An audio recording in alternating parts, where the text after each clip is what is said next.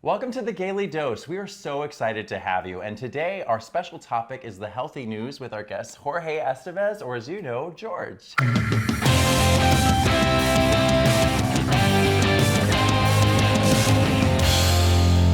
Hey, how are you? So good. How are you? I'm great. This is a great setup, and I'm excited to chat with you. We are so glad to have you. And I would remind everyone this episode is brought to you by AHF. AHF is a great place to get all your gay healthcare needs met. You can check them out at ahf.org. Now, you all may not know, but Jorge Estevez is actually Emmy Award winning. He was the first gay news anchor on WSB-TV, which is a big deal for here in Atlanta because it is like a hallmark station for this city. Yeah, they've been around for 75 years. They're celebrating in 2023, and the first openly gay reporter, newscaster, news anchor, whatever you want to call it. And it's crazy that in 2023, as a community, we're still knocking down firsts.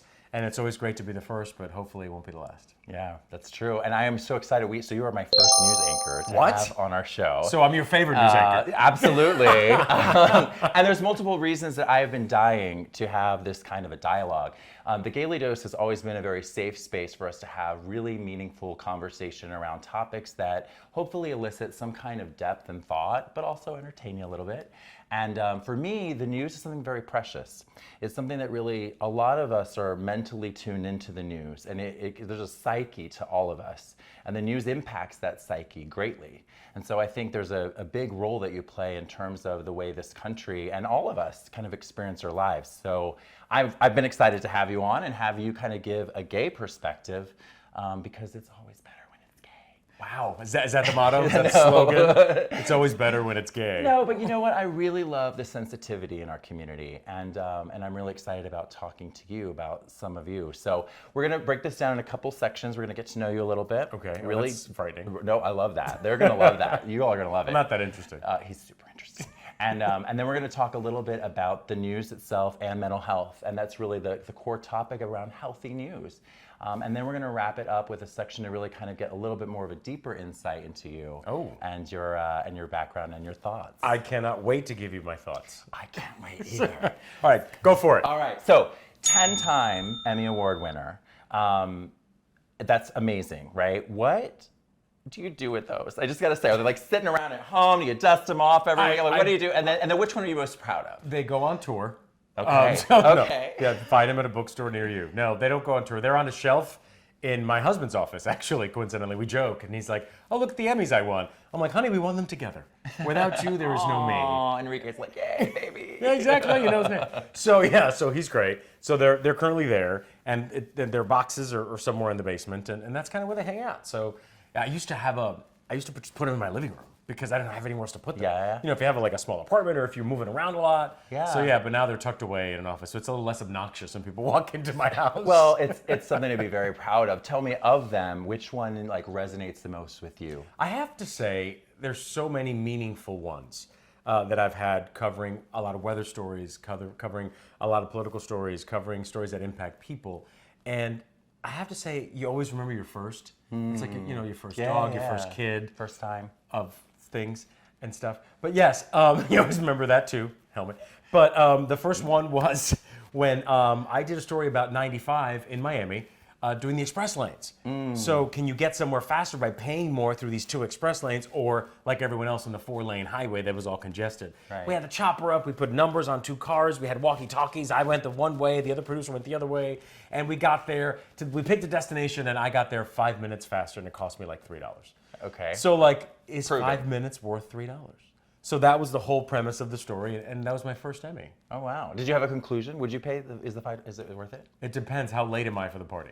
Perfect. That's Perfect really answer. the secret. But why that was really special is because I had just gotten demoted at work. Oh. I had just gotten pulled off the anchor desk because they had new management. Gay gasp. Excuse me, I got an Emmy. Move over, bitches. So, what he said. You're officially my spokesperson. Yeah, thank you. Whenever I fight with one of my welcome. bosses, I'm just going to bring you in. Whatever he says. So, yeah, and I was like, you know what? I'm going to turn this kind of like, you know, when you get pushed back or when you get sidetracked, I'm going to turn this into a positive. And that's what I did. I worked very hard, and I got my first Emmy, and I was like, Yeah, Take there that, you go. There you whoever. go. Well, it's so interesting because we kind of have like there's something about news anchors. We see you where you're a celebrity to so many people, and the reality is you're also just a regular guy. You have a background. We have a couple of things in common: a little bit of Latinx background, immigrant background, and I know I think you describe yourself as a Cuban with Puerto Rican influence. Tell me a little bit about you. My parents were born in Cuba, and they migrated in the late 60s Okay. to New Jersey because that's where the work was. And then they just kind of grew up there, and I was born in New Jersey, West New York, New Jersey, Hudson County. So I was born there, and I loved it. I was a first generation, first one to go to college. My entire family. Yeah, thank you. And my parents worked very hard at that. My parents divorced when I was very young. I was very fortunate to have my dad in my life, very much so. Never moved more than 10, 15, 20 blocks away. Oh, that's great. Yeah, until I came out at 31, and then he pretty much stopped speaking to me. But that's a conversation, maybe for part 3. Yeah, okay. Yeah. But so then I did that, and then my mother's side of the family, some of them are Puerto Rican. So I kind of had the whole Caribbean thing. Well, I think your original start was in the Bronx, right? Yeah, it sure was. Right. So you're like, if you had the chance to see Jenny on the block, hey girl, how are you doing? Right? I screamed a question at her from across the MTV red carpet when she was with P. Diddy. Did you really? I sure did. Okay. She did not answer. She did not answer. No, she She's sure like, did not. Who you, boo? I was working for News 12 The Bronx, and they said cover the MTV Awards, and I did. And I was like, Jenny from the Bronx is there, and the MTV, and the Sean Diddy, Sean Puffy, whoever he was at the time. And I did it, and I was crap my pants, yelling across this red carpet. It was they did it at Lincoln Center. Yeah, I would fan out too, though, because she's my girl. Well, we're best friends. She just doesn't know it. Are you really? Oh, Yeah, okay. yeah, it's her and Stand Pitbull. issue. Yeah. I mean, it's her opportunity. I'm just saying, I mean, two come gays that on. love you. Where's the Come on. question? So my first job, I lied through my teeth to get it. Okay. I said I could write, and I could be a journalist, and I could run camera. can and do I those edit. things. I can now, but I See? couldn't 25 See? years You ago were when I just started. manifesting. It was a vision board before it was cool. There you go. It was an out loud vision board. But I think we all tell little white lies to get a job. Yeah. You know? Yeah. No, but yeah. I mean, as long as you're innocent. But I did learn some of it, and I worked really hard, and it kind of paid off. That's awesome. And so, but your first things is like Casualty Center. Like you're just like, in today's news, like what was the news like in the Bronx? It was what you would think a borough or a county of a major city. It was crime, it was fires, it was kidnappings, it was rapes. It was politicians doing good, politicians not doing good. It was education, lack of funding, it was money, economy. The same things, transportation, roadways, the same things that we see today in major cities when you have millions of people in one space trying to live their lives. Yeah, so you're just so that kind of gets us to the next piece, which is, before we dive into the news and mental health, I really want to know, what is it that you do just as a general practice for mental health? Sort of the things that you think contribute to, regardless of the news and how you deal with the news, just what are your practices that you think contribute to a good state of mind? I love television. I love the power of documentaries. I love the power of the moving image. I love the power of people talking me through something. And you have to see everything through a lens, because everyone who creates art has their own lens. And as long as you can see through it, not in a bad way, but understand where that creator came from, then you can appreciate it in your own way, in your own interpretation. So I love sitting on my couch, reclining, putting my feet up, and watching TV. To give yourself some other things to look at. Things you enjoy. Obviously, Yes. if you want to get away from what you do, which is a lot of things that we do for a living, or I do, is surrounded with, some would argue, tragedy. Sure. And bad times and all that. So, find something that you enjoy. Anything else that you love to do for mental health? Oh, a run. I love running. You were like avid? And no one's even chasing me, and I love to run. Sorry, that was funny. So, okay, great. So the reason I asked that is because I think it's really good to think about a foundation of mental health as we kind of steer our way to talking about the healthy news. I did want to give a shout out real quick to R.S. Andrews. R.S. Andrews is an HVAC company here in Atlanta that does an incredible job supporting us at the Daily Dose, and you should check them out for any of your HVAC needs. rsandrews.com. So as we talk about healthy news, the first question I want to ask is actually about your own experience with how the news has changed. Okay, so you have had multiple experiences: New York City, Miami, Orlando, I think Atlanta, right? So Yes. Lots of places. What are some of the things you'd say has changed in your time of newscasting that you think is remarkable? What's remarkable is that people get their news now from so many venues. There's so many options, and it's so plural. So before, I I think we're of similar age. We're both 26. Yeah. So I think in the 70s when I was growing up, there was the evening news. There was the morning. It was very specific. It was a couple of magazines. It was a couple of papers. It was, but now you have your own selection, your own option. You can do audio, you can do visual, you can subscribe to different services. So how do you, before content was king, but now distribution is king. How do you get your message out? You have a podcast. This did not exist 10 years ago. Or if it did, it just had begun, right? So now it's just fascinating to me how it's evolved and how many options there are out there for people at home to pick what they want to watch, listen to, and more importantly, what they want to believe in. Which is why from a local news standpoint, being down the middle, being fair, being objective, and telling the truth and being transparent is the most important thing we do at WSB-TV and hopefully at all local news stations. Yeah, well, it's really important because I think as we think about content creation, not all content creators are created alike, right? So anyone can do the news. And I realized that in talking to some of my Texas friends who are reading, there's sort of like people who do news reviews, right, who haven't had a background and really studied the art of really doing good news. And that's where I would say the difference lies in that you can do it and you can say and speak and have a platform. But do you have the skills and the knowledge and the history and the education to be able to decipher and be down the middle and make sure that you present both sides and all that? If you're doing news. If you're doing feature news or like you said, reviews, that's totally different. Restaurant critics and all that stuff, which I could never be a restaurant critic. Why? Because I'm not a foodie. You're not at all? I'm like meat and potatoes kind of guy. Oh my gosh, but you can't really appreciate a really good, what? Meal, anything. If I can't spell it, I can't eat it. Hen? I can spell hen, but no, I don't. I had hen once, I think. It's pretty good. It's tiny. I remember being tiny. They're tiny chickens. Yeah. Okay, so let's talk about practically. So I want you all to kind of hear how this works and think about how you do this as he speaks through this. Talk about how you receive the news, okay? That you get it in different ways. Tell us the ways you receive the news, and then tell us how you cope with that. How do you react to, if you get terrible news, what's your filter to not just feel bad? There's two different ways to that. One, we get the news in our editorial meetings. We get our news through police radio. We get our news through sources we read, through contacts, through sources. We have years of experience in this market, ingrained in different communities. We have people who tell us stuff. Hey, off the record, this is what's happening. Get another source and confirm it. We obviously confirm and do all that. So you receive the news that way, in bits and bits and bits. Then there's breaking news, where you receive there's been a crash. There's 5 people dead. One of them is a child. So you're receiving this information when you're on the air, and you're like, you have to separate yourself from the tragedy of the circumstance and get to the facts. And when you get off the set is when you can exhale and say, there was a 5-year-old involved in that crash. And that 5-year-old has parents and a grandparent who thought he was going to come home from school, and he didn't.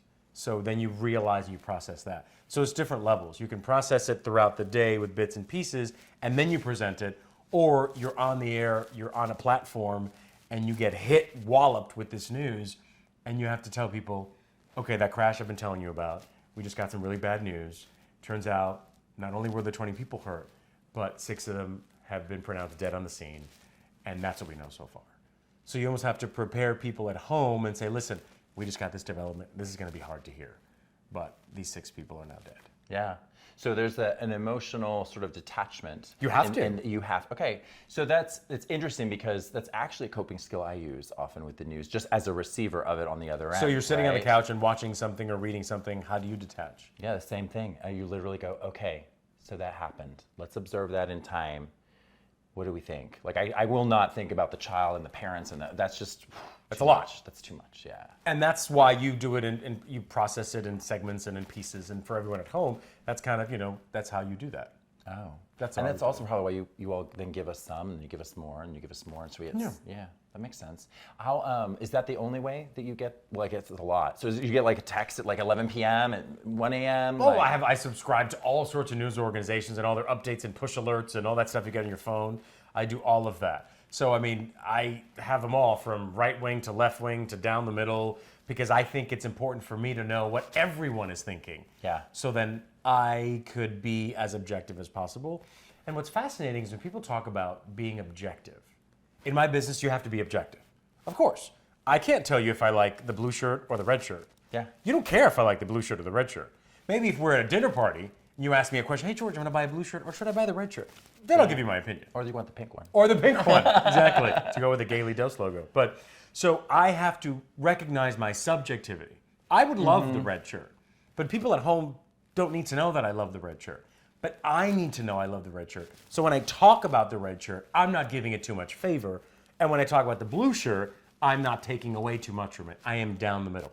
I have to recognize my subjectivity in order for me to be objective. Yeah, which is an interesting comment on the state of politics. It's almost an ability to sort of separate yourself from the two colors to some level and make sure that you're presenting things Of course. in an objective way. Especially when it comes to politics, because no one cares. It's not my job. If I become a pundit 20 years from now, then sure. Sure. But right now, no one cares about my opinion. I have an opinion about everything. Oh, trust me. I have an opinion about everything.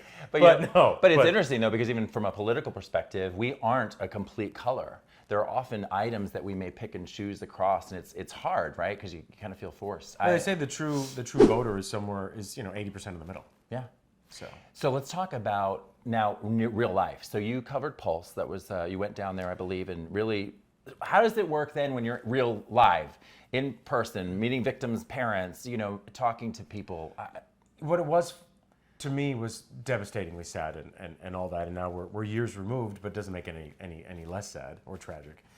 It allows you to learn more. It allows you to take in different parts of it that you couldn't that day, the year or two or three or four or five after, and you can today.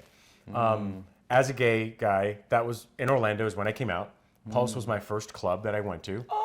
Yeah, and they had 3 rooms, the white room that looked like South Beach, the middle room that was the Moulin Rouge room with the velvet curtains, and then the other room where there was a bar and people dancing. And so I can take you back to different nights and different things in my late 20s and early 30s. And so coming back to Orlando and working there and then having that happen that night, it was devastating. And that happened Sunday morning at 2 a.m. And then the next day we were covering it. We call it wall to wall, which means basically no commercials, no nothing, just covering, keep talking about it. And then I was on the air when some of the lists of the first victims were being published. I did not know anyone who was there that night and died. I know people very well who knew people who were there and died. So when these lists come out and I say the first 5 names, I start getting texts. Oh, I know that person. From acquaintances and friends of mine. Of course, from your community. So then I'm like, can I call you? And I would put people on the air and be like, let's talk about this person. Let's not talk about the shooter anymore. Let's talk about this person for 5 or 6 or 7 minutes. What was this person like? What made this person tick? And you're not crying. And, there were some moments where my news director, I would do that and I would get off and take a break. And my news director came up to me and was like, hey, how are you? I'm like, I'm fine. What do you mean? He's like, no, how are you? I was like, oh, I can't go there right now. Gotcha. He's like, but it's okay if you want to. I'm like, no, I can't right now. Yeah. I am working. This is what I do. And he said, be who you are. You bring a unique perspective to covering the story where 49 people died on Latin night at this gay club near downtown Orlando. You went to it. You are part of the community. And everyone here knows and appreciates and admires you for it. So be a member of the community now. And I was like, oh, okay. I just did a live shot, a traditional reporter live shot. You stand in front of the scene and you talk about what you see, but I want to talk to you. So I brought in just a tad bit of subjectivity by saying things like, well, I remember that club as a member of the community. I can tell you the entrance was this way. So when they went around the back to, use the battering ram to get it, so I helped draw the picture based on my experience, which is based on the fact that I went there, which is based on the fact that I was a gay guy, which is based on the fact that I was out. So there are layers there. Sure. You don't have to just be gay to have gone to Pulse, obviously, but you know what I mean. Right. So some of that came out through my coverage. And then covering the vigil a week later, which is a great story of how that happened, where 50,000 people got around Lake Eola, which is the center of town. It was about 2 miles up from where Pulse was and is. It's closed, but it's there. And we had this 50,000 person vigil. And I started off being asked to read the names because it was Latin night, so a lot of them sounded like me. You. And I could pronounce their names. And then that turned into, we have 10,000, we have 20,000, 30,000. Can you help host this? I don't know what to do. I don't know what's happening. Like some of the organizers, who were college kids, I think, at the time, or just post-graduated. So I ended up hosting it with my coworker, Nancy Alvarez, and we hosted Pulse. And it was 50,000 people. And Helmut, when I tell you that we're backstage getting ready to the mayor speak and the police chief and leaders in the LGBTQ plus community and all that, and you grabbed the mic, like, all right, we're on in 5. And I grabbed Nancy by the hand and we looked around and it was just a sea of people. helicopters. All the news stations were going to cover it. Even though I worked for one news station, all the others in town were covering it, live a week later. And it was just so, like, how am I going to do this? How am I going to be? Who am I going to be? Who do these people need me to be to help run this program along to start the healing process? But you've trained your whole life for that. I mean, I guess. I had no idea what the heck I was doing. I mean, that's what I think is amazing and incredible about people like you, because you have this whole life lesson, right? You all, some of the greatest and most tragic moments in history, right? You all are sitting there conveying it to us. Yeah. And so thankfully you've developed that skill set to in some ways perform, to be able to channel positive kind of experience for all of us as we receive news and information that can change our entire view of the world. Forever. And it really helps my therapist to rack up hours. With every tragedy that goes on, I need more and more therapy. I bet we all do, actually. Yeah, we all do. But that goes to mental health. That is so important. Yeah. So as you think about, listen, the LGBTQ community, there's a lot of things in the news that are affecting really legislation that should be moving us. And what's so scary is that I know a lot of the community who are disengaged, who are not watching the news because, as I mentioned earlier, I kind of joked that we're very sensitive. Gay people tend to be sensitive creatures, all of our letters. And I think that, we kind of avoid things we don't like. So a lot of people out there, maybe not even gay, just don't want to plug in the news, don't want to see all that stuff. Right. How would you consult someone? How would you encourage our viewers that aren't as engaged in the news? Well, the reality is, I think you talked about sensitivity in the community. I think many members of our community are more sensitive because maybe more things have happened to them. So they have a unique perspective when it comes to, they see things through a different lens. We see things because things have happened to us, good and bad. Just like minority groups, just like people who've been here a short time, a long time, men, women. I mean, we can get into it.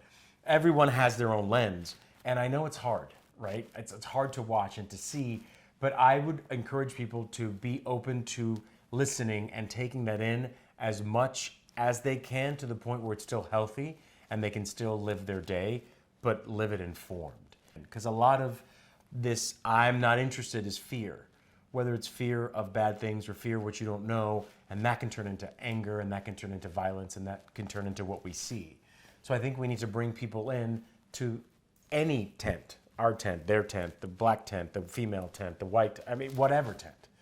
And just so they can listen, understand, and they can leave the tent and with that information and make better decisions. No, it's really true. I mean, if you think about it, information, you're not going to be able to live your life purpose without being informed, because you're not going to know how to be you in the middle of the tapestry of humanity. If you don't have information, you can't affect the others. So you kind of run and hide and don't engage. Yeah. You don't got the info, right? And if you don't have the info, then you become a recluse, or you become afraid, or you become a shut-in, or you become just someone who's disconnected. Right. And then that leads, when you're not connected to a community, any community, whether it's your building, whether it's your school, whether it's your neighbors, when you're not connected and you're disconnected, that's when things could be wrong, misinformation happens. That's when you could not be the best person that you could be. Yeah. Don't agree with anyone that you don't want to agree with. Right. But at least know what's out there. Right, and because we need each other. We do, and we need to support each other, and the information we need is there. And that's what happened after Pulse. The entire Orlando, Central Florida community, there were rainbow flags hanging everywhere.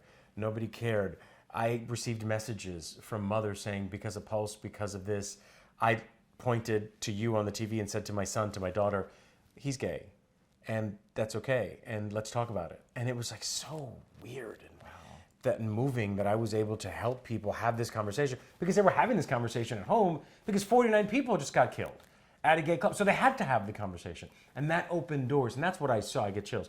That's what I saw after Pulse. The door was forced open because of this tragedy, and that's where these lives are not going to be in vain. And that's where they're going to help teach a lesson to a community, to a state, to a country, to the world.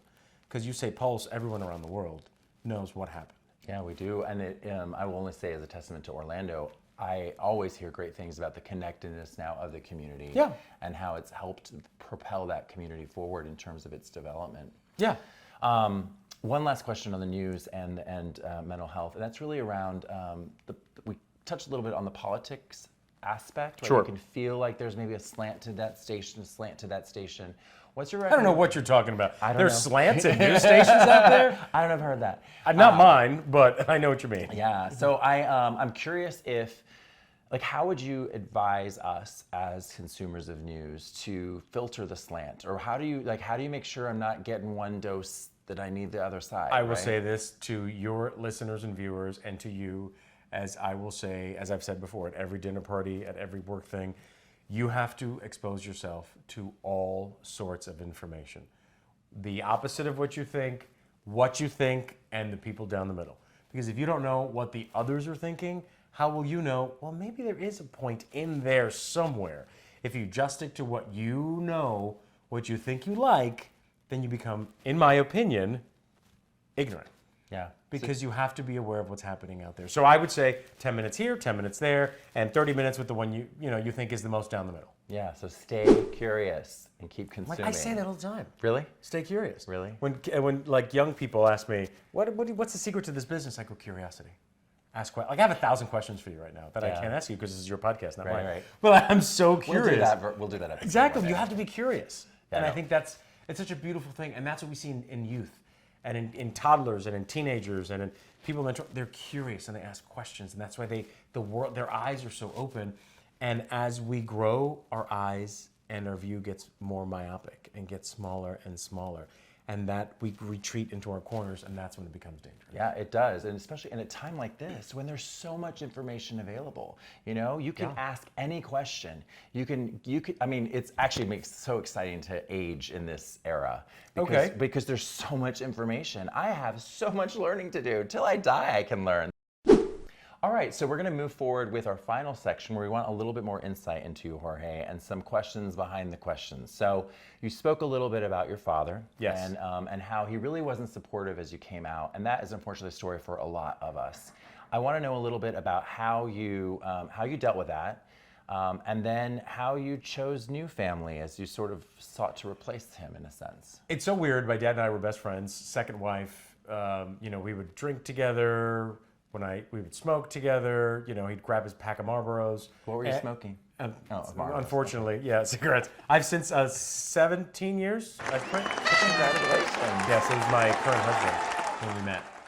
I was a smoker, casual smoker, but still, we all did bad stuff. Enrique's like, no, man. Enrique was like, so here's the thing. I think you're great, but you have to stop smoking. I said, so if I keep smoking, we're not going to date?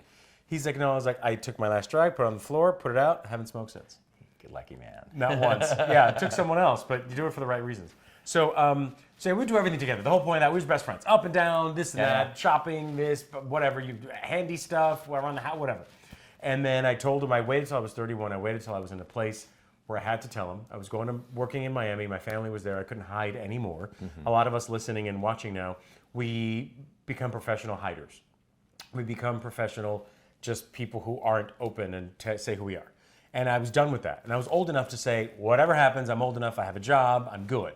And sure enough, I told him, and it was a 4-hour conversation. He blamed himself, went through the whole thing. I should have taken you to a psychiatrist. You should have a therapist. I should have made you more, I should have been more macho around you. I shouldn't have been so, my father was very sensitive. We would have conversations. He hit me once as a kid. It was like a reactionary, like, what are you doing? Yeah. He never laid a hand on me outside of that moment. All he did was lecture me to death. And tell me why, and the who, and the why, and it was a wonderful upbringing. And I was so smart because of him, but he couldn't handle it for whatever reason, and he just stopped speaking to me. My parents were divorced, but they were still in communication. My mother, of course, blamed herself, the whole thing. How could you do this to the family? Horrible things were said to me over the phone. You notice how we say, of course. That was a thing of our generation, right? It was like, you're the first person that, right? Yeah, I was the first person in my family, to come out. I mean, uncles don't count, right? But, I think that I'm sure there was an uncle somewhere. But, so I think I was out, and I was like, okay, this is how I'm going to be. And if I'm a good person, I work hard, I, want to have kids one day. I want to, and that was like, you want to have kids? How can you do that to a child? This was the mentality that was said to me over the phone, because I was in Orlando. They were in Jersey. Especially Latin. I'm sorry, but it's there's so a whole conservative. thing. Yeah, there's a lot of cultures. Right, you can say Latin, you can say old school Italian, you can say Irish, you can say African American, you can say a bunch of stuff. Excuse me, that you think, that's going to be like, real, like, how could you do that? Yeah. So how could you do that to the family? your cousins won't let you around their kids now because there's all these concepts of what being gay. Creepy. Exactly. And of course, this was 15 years ago, but still, no excuse. And that's evolved. My cousins were great. Everyone's like, why didn't you tell me? We knew years ago. My little cousins, of my generation's kids, they were like, yeah, when you like picked us up from school and took us to get ice cream, we were playing Madonna in the car. Yeah, like, we were like, we knew. We knew when they were like 8. So, you know, it's funny how kids are just the way they are. So yeah, so it's been a rough go, and a lot of therapy has helped me heal because it's his thing, it's not mine. Yeah. It's his problem, it's not mine. Yeah. I reached out, Father's Day cards, birthday cards, phone calls. I reached out, nothing back. And he wrote me a letter at that time on like yellow striped like pad paper. And he wrote it, it was sealed. I hadn't read it until about 2 years ago. I'm like, I can read it now. Oh, wow. So I took it to my therapist and like we're reading it together. He blocked off his whole morning and it said horrible things that made no sense. And I was like, okay, he's not mad at me. He's mad at himself and he's mad at the world. Mm-hmm. So this has nothing to do with me, and I was fine, and I moved on. It took years and years, and I encourage people to get help. If you can't seek professional help, talk to a cousin, a friend, someone who you trust who can help you through this process. Yeah. Because it's hard. It is very hard, and I very much relate to so much of what you're saying. I will ask you, as you think about then replacing that loss with new chosen family, how did you choose the chosen family? What was your bar? How did you know who was going to be chosen family versus people you're going to be like, yeah, we're good friends? Right. I think that what happens is you have your core people. I have friends from high school. I have friends from elementary school. These two guys just called me yesterday for my birthday. This other guy from high school just called me yesterday for my birthday. We still keep in touch. And it's great, a couple girlfriends. And it's wonderful to have that core of chosen family of your friends. And then you have my cousins who were great. And there were so many people who were great except for my parents. My mother's not a fan. She still has never met my husband. It's been 15 years since I came out to her that very same day.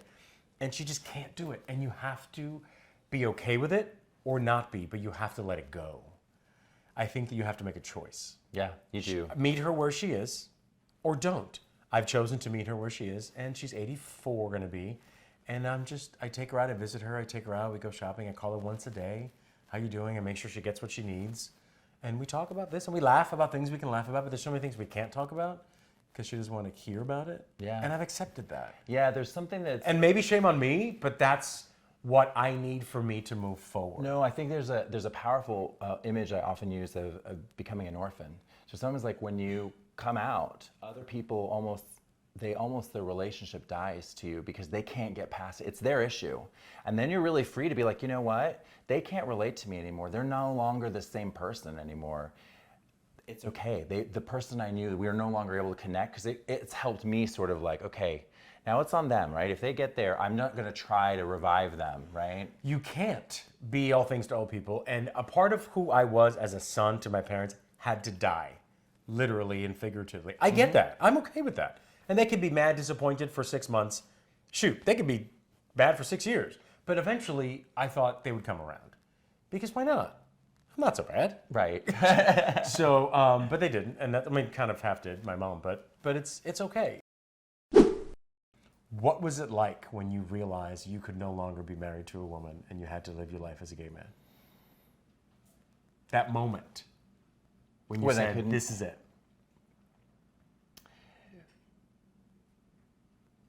Devastating. Because I loved her. And it really sucked.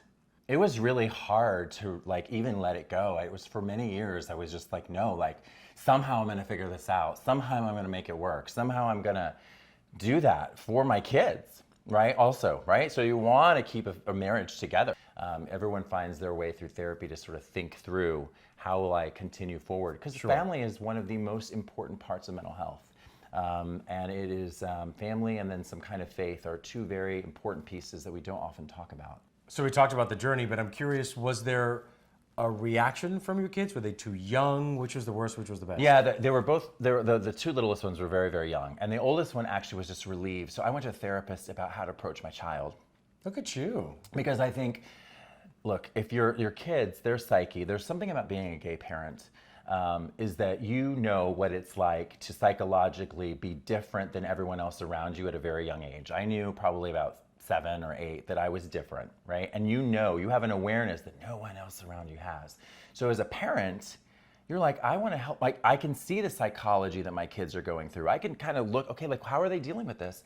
And she was so happy to know it wasn't something she did. She was so relieved. Isn't it amazing that we always think, what are they going to think about us? How they're going to react? And we've really come to find it's about people not wanting to be in the way, not wanting to be the cause of something that they think is bad or other people think is bad or whatever. And everyone needs to kind of know the truth. And the truth, yes, it'll set you free, but it'll also help start relationships from the fresh. But okay, so you have this life. Okay. You have these kids. Mm-hmm. How do you date? How do you get into a relationship with 3 girls? You're starting this career or have had this career. Uh-huh. How do you do it? So I don't date very often. Okay. That's a great way. But that is part of the manifesting process. And what I mean by that is I had to go through the whole growing up process. And I mean, like, I had a boyfriend for a while. We broke up. I went through my drug phase, my sex phase, my exploration phase, my, body phase, like different phases of just exploring that I never allowed myself to do in my young teens and my college years. Well, you basically became a teenager at the age of 30-something. 33. When Jesus died, I came out. So there we go. So that, yeah, and as a parent also, you're always navigating, like, their needs are more important sometimes than your own. That's part of parenting, right? So you have to kind of like, all right, I can now go try this part of me, and then I'm back in parent mode. But I would say for dating, it raises your standards a lot, right? So I want someone who wants to enjoy real conversation and get real. And there's a lot of things in the community that are intimidating about that kind of connection. And I think that, I am enjoying the journey of being myself, and I get to do wonderful things. And when that person comes along, it'll work. But I don't, I have a filter. So you need someone who's going to accept you for your filterless self. Yeah, well, but what I mean filters, I mean, like, I bring a lot to the table, and I want someone who's going to bring and share a lot with me. So what's your ideal Saturday night? My ideal Saturday night? With a partner. With a partner. So if I'm with the girls, we're integrated together and we're hanging out, we're having real conversation, wine and puzzle and what's the meaning of this in life. Now, they're not having the wine, you are. Well, one of them is having the wine. Okay, good. We'll go what the record is. I actually believe, I'll say this. I actually believe in teaching your children how to consume wine before you send them off to college. Well, there's that. That would have been a helpful lesson for me, by the way. So no, but I think that's that with the kids, and then with just him and I think it'd be the same thing. It'd be, you have parties and you have people over and you have great friends and you discuss things and you enjoy a great movie or enjoy maybe going out to a nice cocktail party or Continuing from there, let's talk about Enrique a little bit. So you've been married for 6 years. 6 years? Yeah. How long have you been together? 15. 15. Okay, so lots of gay couples out there, lots of married gay couples. What's your advice to gay couples to a successful marriage? I will tell you this, after 15 years, I can tell you that I'm just now learning the secret. Okay. It's really having no shame in talking about anything and everything before you get mad about it, angry about it, depressed about it, bicker about it. Just talk it out. No matter how uncomfortable it may be, if you've been together this long, just talk it out. No, I don't like that chicken dish you make for me. Or no, I don't like how you say or speak to me this way. Or I do like when you do this, and this hasn't happened in a while. And I think that's very important. And I'm talking life, work, I'm talking intimacy, I'm talking professional, I'm talking support, I'm talking all those things. That's, I think, how you make it and have an understanding of what is okay and what is not okay. Is it okay for you to watch a Netflix show that we've been watching without me? No, not okay. No, it's not okay. And of course I'm being light and funny, but that's just kind of what you have to ask each other. What is okay? A lot of couples have a lot of different things that are okay and things that aren't. And if everyone's on the same page, then you can't mess it up. Outside of the regular things that mess up a relationship. Sure. Well, so full transparency. I think so. Which is hard to do. Sometimes even with yourself, right? To really look at your own. So how do I really feel about the way that he treated that girl? Right. And really, yeah. So okay, transparency. I think it's honesty. transparency, honesty, and it's brutal honesty. It's uncomfortable transparency. It's using that adjective to talk about, hey, this is what I think I want to do. I want to try. I want to go. I want to see. I want to experience. So no elephants in the room, because you're going to go and it's not going to grow that big. I do believe in privacy. Okay. I do believe in maybe not sharing every password, but I mean most of them, because why not? Right. I don't feel that that's a thing. A lot of people do, and that's great. Because some therapists will say you have to have boundaries. Of course you have to have boundaries. We have separate bathrooms. I mean, that is a success. That'll keep a marriage. Listen, right I don't there. care if it's the outhouse in your backyard. I mean, you just have to have separate bathrooms so you can brush your teeth in privacy. Yeah, I can see the benefits of that for a marriage. So tell me, what is next for you? Like what's next on the horizon? Kids, or anything you want to do in your career specifically? Like where do you? You know, we did the kid thing. We tried to adopt. It didn't go very well. In Florida, there's a rule that 72 hours you have until when the child is born that you get to change your mind as a birth mother. Okay. And this birth mother, who was wonderful and great to us, until I think that she had a change of heart. Yeah. And then she went and made a different decision. And that was heart-wrenching, right? It was Yeah, that would be horrible. really hard to. Yeah, it was a nursery. It was recover done. from. It was things. Yeah, I had yeah, people. yeah. I had help. I had ready. I put my 10 girlfriends on 10 moms on blast with like a text chain, and it never happened. It was devastating. And we've sorry. since. Well, thank you. Yeah. No, and Because you're prepared to be a parent, and it's a big deal. That time is a big. So I'm sorry. yeah. And as a father, you know what it takes Yeah. and all that stuff. Yeah. And to be willing to make that sacrifice and then have it kind of ripped from you is something I could talk about now. Oh my God, you're welling up. Well, because I know You I are know, crying. Well, I know what it is to love a child before they come to your hands, Right. right? And it's a whole cycle. I mean, we lost children before we had some children, and it was but it's a thing. It is a thing. So you went through a lot of It the was a process loss. of We went through a becoming loss. parent. Yeah, so. Nothing like the losses of maybe miscarriage or But I think still- also, I think about, you go this extra mile, right? So it's like, you clearly would be a great parent. Clearly, Enrique, you have a great marriage, right? That's a beautiful home for a child. So it is. Sure. I was just relating to it. So No, absolutely. But the kid would have to sleep till at least 10 o'clock. 'Cause I do not get up early. That's the one thing I've drawn the that's what the line at. nanny's for. And be like, come on, can't you sleep just a little longer? So that's out. You're not going to do the kid thing, which is fine. What do you think about for the future? I really don't know. I love what I do. I love how often I do it. I love where I'm doing it. I'm in Atlanta now. I'm working for a great station. They call it a legacy station. Been around for 75 years. I get to tell people what's going on in the world. I get to go out and meet people, do stories, work on different things. I'm loving it. I got to say, I've done the Miami, the southern thing. Now I'm in the South, which is great. We have 4 seasons. Not a fan of the cloudy day, but that's okay. Yeah. I love the people, the diversity here. I love the big city aspect. I love the views. I love just, having the country just a few minutes away and then having big cities. I think we're coming out of COVID and coming out of all that and all the tension that we have as a society, and hopefully we'll learn how to be together more. Yeah. So let me ask you one last question. This is actually one of my favorite questions. It's over? To ask. Yeah, I know. That's it? I want to ask you about, this is, we become what we dream. We become what we hope for. We become sort of what we envision and manifest. And as a leader in the gay community, Right. What do you think you'd want to manifest for us in the next 3 years or 5 years? What could we do better as a community? What we can do better is communicate more, be more accepting within our own community. That was your question. Amongst the LGBTQ plus community, I love the letters. I love the fact that helps us be in a group over here. But in that group, we need to drop the letters and be more open.